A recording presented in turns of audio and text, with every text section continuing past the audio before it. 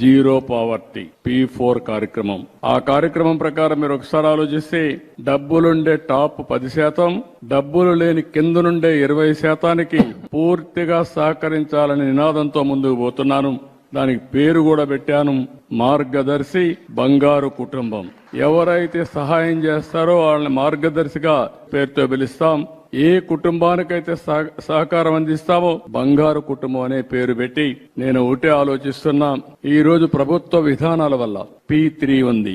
అంటే ఈ రోజు మీరు ఒకసారి చూస్తే ప్రభుత్వం ప్రైవేట్ భాగస్వామ్యంతో ఆస్తులన్నీ వస్తున్నాయి. ఒక రోడ్డు, ఒక టెలికమ్యూనికేషన్, లేదంటే ఒక పవర్ ప్రాజెక్టు, ఇవన్నీ వస్తే మనకు వస్తువులు వస్తున్నాయి. కొంతమంది కోట్ల రూపాయలు సంపాదిస్తున్నారు.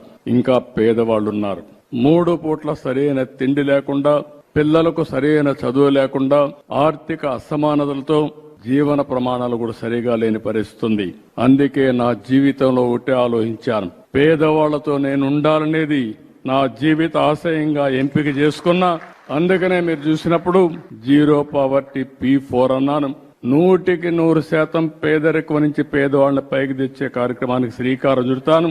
ఈ సంవత్సరమే 30వ తారీఖున ఈ కార్యక్రమాన్ని శ్రీకారం చుట్టి ముస్లిం సోదరులు ఎవరు పేదవాళ్ళున్నా వాళ్ళని అన్ని విధాలా పైకి తీసుకొచ్చే బాధ్యత ఈ ప్రభుత్వం నేను తీసుకుంటామని చెప్పి కూడా నేను మీకు తెలియజేస్తున్నా.